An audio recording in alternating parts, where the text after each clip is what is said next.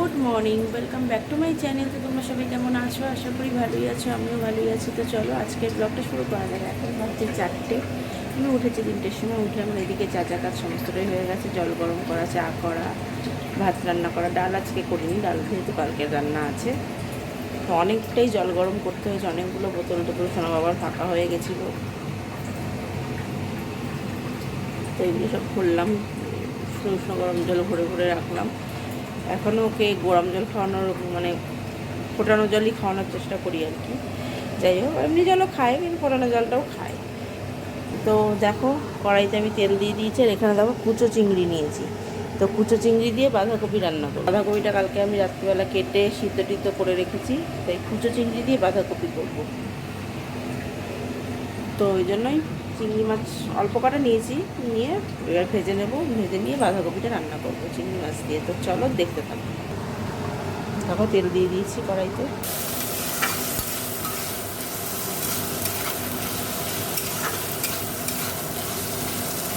তো দেখো, এই যে মাছগুলো আমি থালায় তুলে নিয়েছি, আর আবার তেল দিয়ে দিয়েছি কড়াইতে।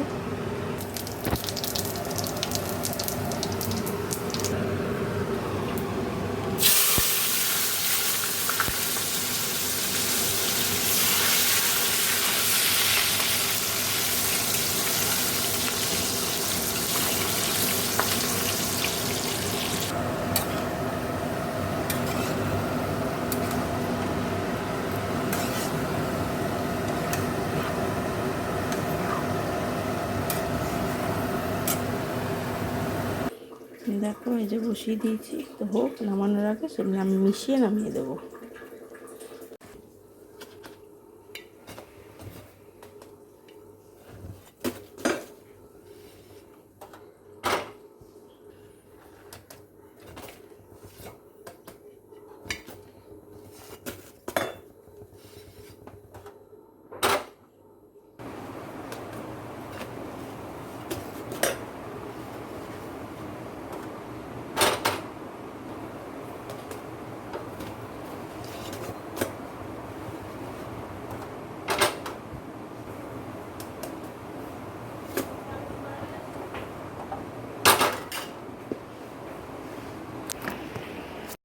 এই যে দেখো, বাঁধাকপিটাও হয়ে গেছে।